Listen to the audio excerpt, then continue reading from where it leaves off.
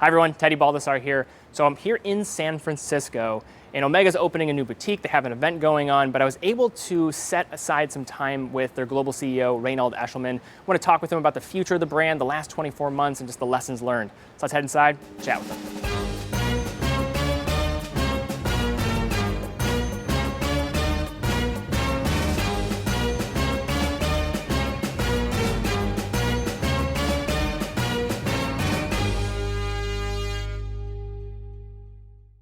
Raynald, it's great to see you again. Thank you, Teddy. It's always a pleasure. We were talking a little bit before we started the cameras, and we were saying, 2 years ago, we were sitting, beside each other, and little did we know what was going to happen in the coming months. I mean, it's great to actually see in person again, but talk about the last 24 months. There's been a lot of just changes in the world, of course, but also with watches.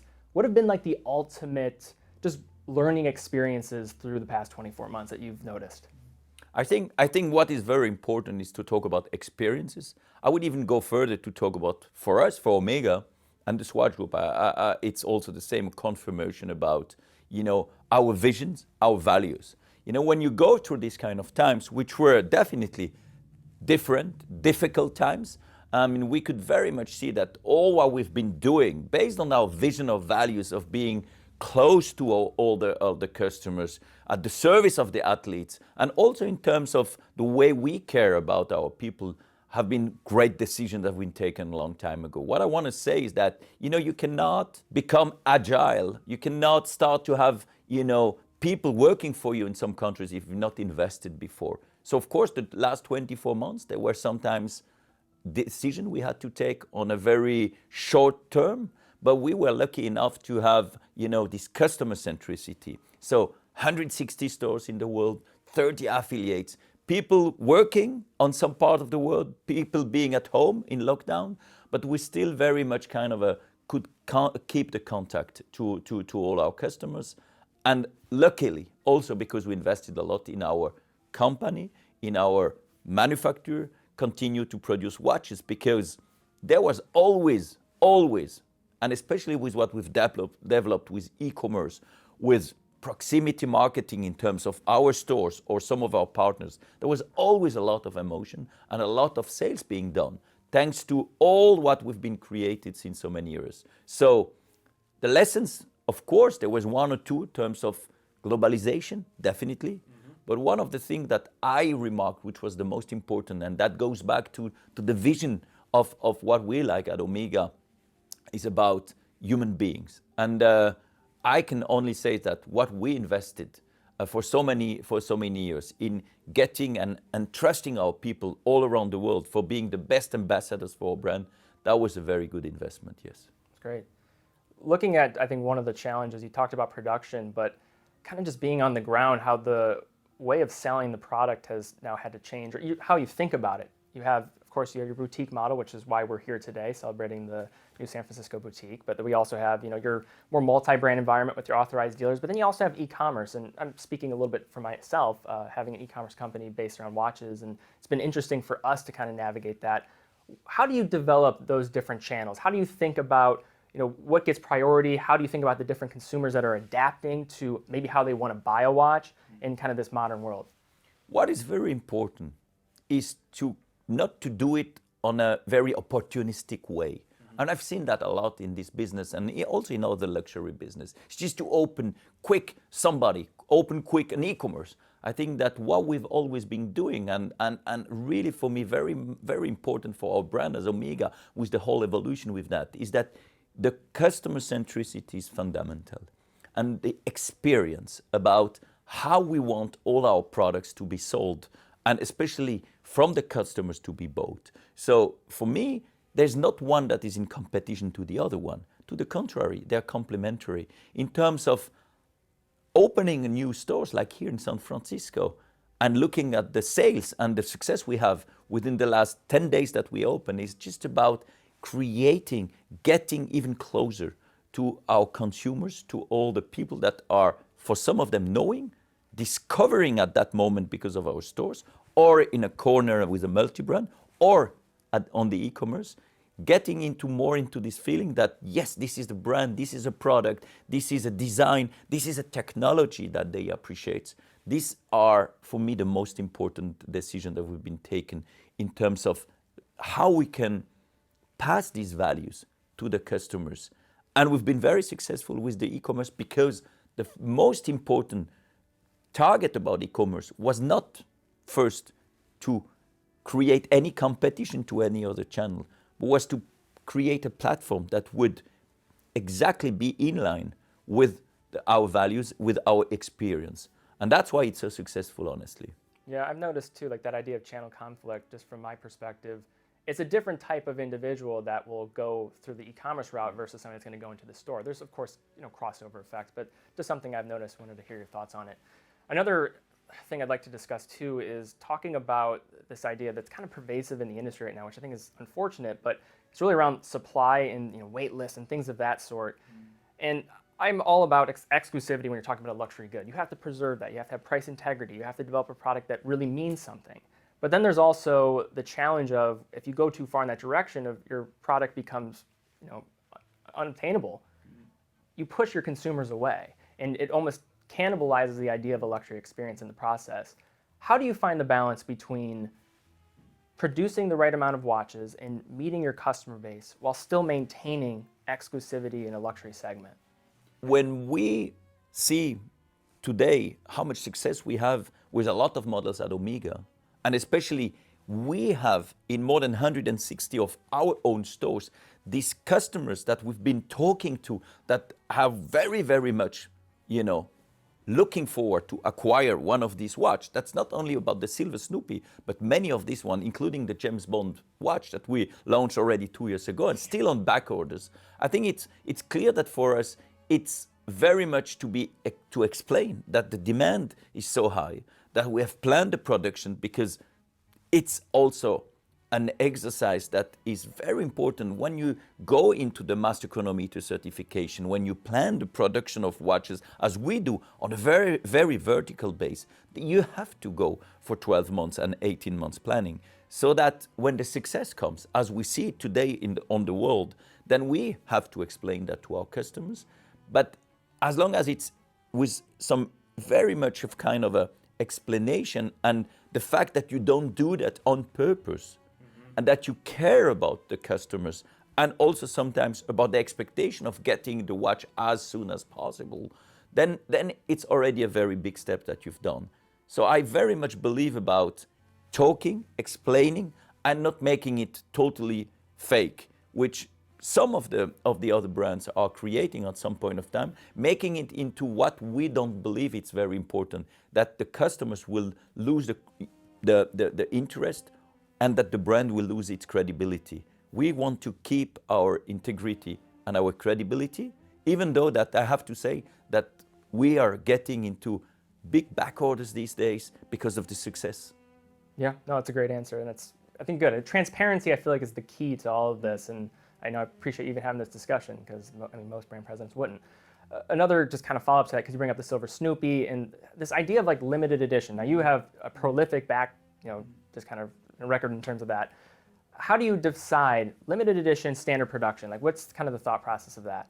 You see, in any evolution of any brands, and I think that if you think about what we've been doing last 6 years on the Speedmaster line, working on both the vintage side, because we started with celebrating on a very big way 60 years of Speedmaster, creating and cleaning the line for creating big, iconic models into it. I think that was the moment where there is no discussion about limited or not limited.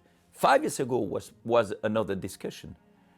We had a lot of models, and we had, with the limited edition, we are celebrating also some of the anniversary, some of the cooperation, and of course the Speedy Tuesday models, they had to be limited, because that was also linked with an anniversary, with a very big concept that we wanted to be limited in time.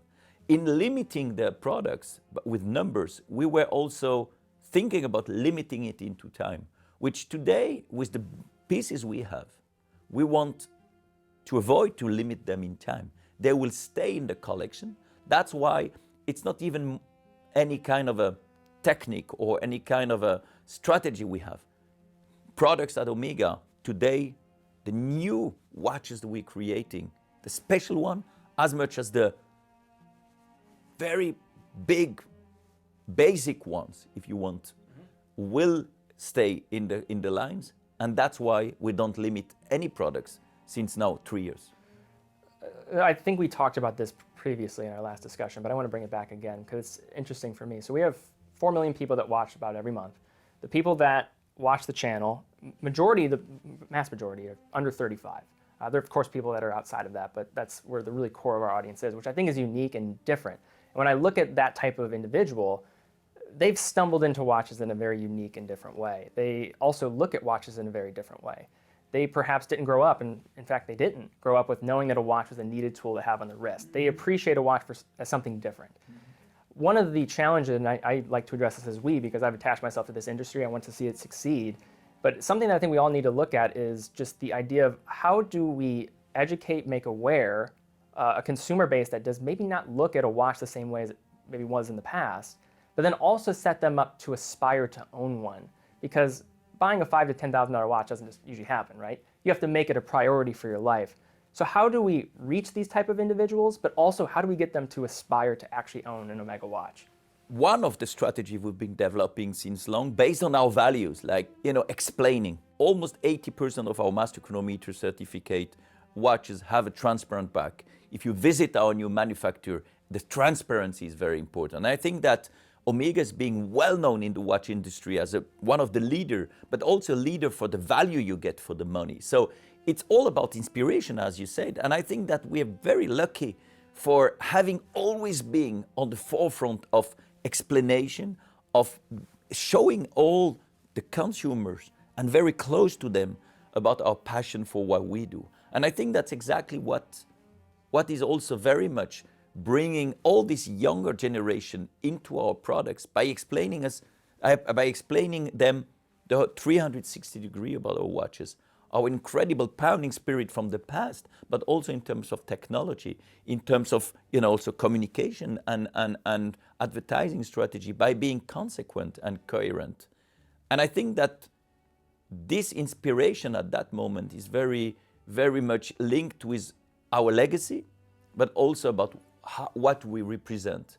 It's an achiever's watch. And I think that this new generation, whenever they go, they want to hear, they want to understand, yes, they want to be inspired, but they also want to understand that the values of the brand they're going to buy are values that they believe are very right. And by explaining, by getting into their minds with all what we do, we have had a lot of success, including also supporting the vintage world. Because some of them start with the watch of their grandfather, start with one of the most beautiful constellation of Speedmaster from the 60s or the 70s, and then they'll get into our collection. And that's why inspiration is a key word for us, because of we care about them as soon as they get into our world. Mm-hmm. Yeah, and I just see Omega as a very unique opportunity for that type of consumer, because there's a luxury experience that goes along with your products, but I do like the just ethos of the brand and just the nature of it not coming off as just this overly pretentious idea. And I think that's such a beautiful thing to marry with a luxury product, because I think that is the idea that I think these type of consumers care about, to aspire to own that type of product and that type of feeling. Moving over to James Bond. So we just finally saw the release of No Time to Die, which we talked about that in 2019. It seems like it was forever, but Daniel Craig is now concluding his role as James Bond. What does the future hold for Omega and the James Bond partnership? First of all, we have to celebrate still, because it's a big success, and I want to congratulate also the producer for having had this vision of waiting and then making it into a big success. Move. And I think that we're all very, very happy to see finally the movie, and to see the role of our Omega watches, and to see that watch that we've been talking about 2 years ago being a big success, for being really a James Bond watch that will stay as a legacy from Daniel Craig, but also as a legacy of one of these key milestone evolution of a Seamaster 300 meter in James Bond world. The next James Bond will come one day in terms of when and how. We even don't know who is going to be the next actor, but something we know is that since 25 years, we've been very, very much, and even more with the last movie, coherently and consequently at the service of James Bond, creating a watch that saved his life, creating a watch that represents the values of James Bond and the values of Omega. And for me, there's no doubt about the future of our relationship, because it's a true and very successful relationship, but it's also a very kind, as I said, of service to that incredible character that is James Bond. And there's no doubt that today in the world, the watch of James Bond is an Omega, because we're dedicated to that. So we're very happy, and we're looking forward for the next movies already now. Great. I have a couple product questions for you, just more about like just the future of some of the collections. One collection I like, but I'm sure there's a reason why it's maybe not positioned as aggressively as others. I'm sure it's because of dollars and cents at points. But the Railmaster. I'm a huge lover of the Railmaster. You have the Seamaster Railmaster. You did the trilogy editions, which I'm also a big fan of. But what does the future hold for that line? Because it always seems that, you know, even like the Seamaster Railmaster falls underneath the Seamaster collection. It just feels like, from a contemporary perspective, it could maybe use a refresh, or maybe just give it a little more attention. I'm just a lover of the line and just wanted to get your thoughts on where you see that currently sitting. You know, Omega is an incredible, successful universal brand. Universal in terms of its geographical strengths everywhere, from east to west, but also in terms of the product collection we have. Under this incredible name, we have already 4 very big collections. Mm-hmm. And I think that there's none other brands in the top 10 that has this incredible strength of having the Seamaster, the Speedmaster, Constellation, and DeVille. Within this collection, we've been developing always something that I think it's an Omega DNA, but it's also the DNA of the brand that brings a lot of collectors, a lot of customers to be either very loyal to one collection or to choose models from each of the collection.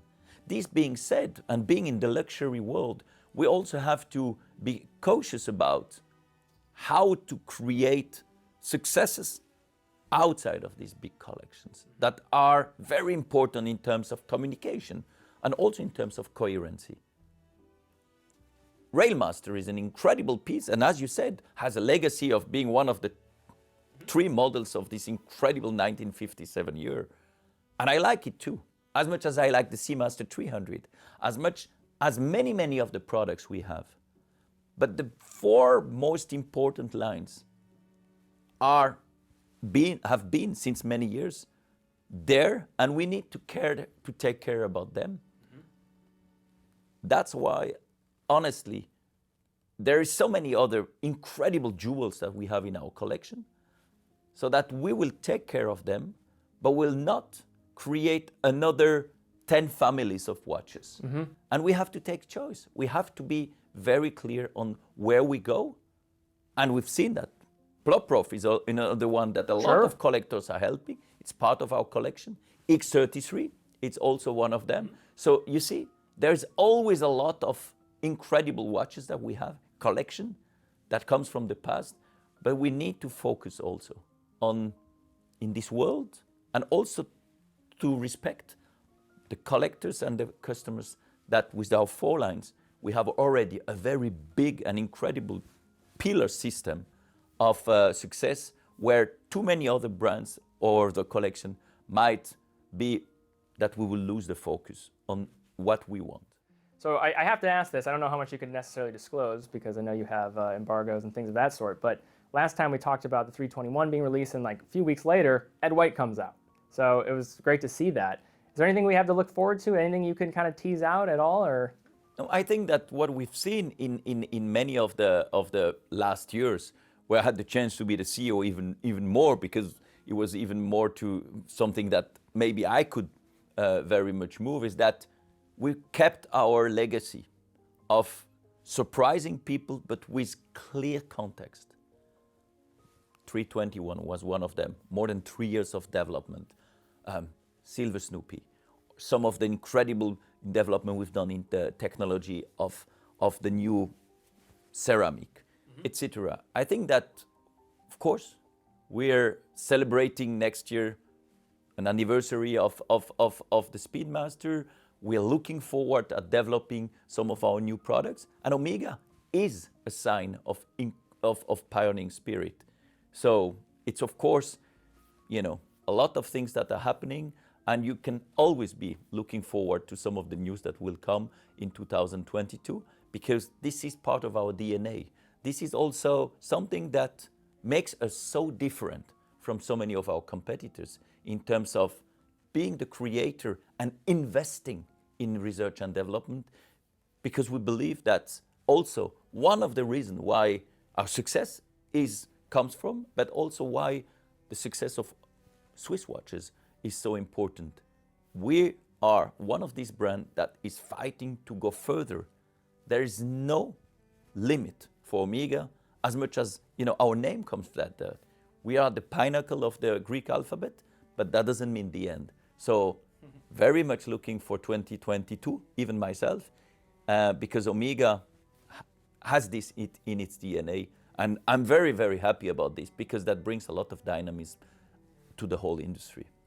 Well, Raynald, I want to thank you for taking the time. I think it's very important that people are able to get a pathway to just understand the mindset of the brands and more, and your willingness to sit down and discuss and talk. I think it's a great testament to the brand, and I really appreciate it for your time. It's great to see you again as well. Always a pleasure. Thank you. Of course. Thank you. All right, guys, well, thank you again so much for watching. If you did enjoy this video, please give it a thumbs up, subscribe, and hit the bell icon. Really would appreciate that. It's a great indicator that you wanted to see more content like this going forward. Also, check out teddybaldisser.com, full authorized dealer of over 30 brands, quick and fast fulfillment, dedicated customer support, also offer a full factory warranty for all the products that we offer. But guys, thank you again so much for watching. Be well, and I'll see you all very soon.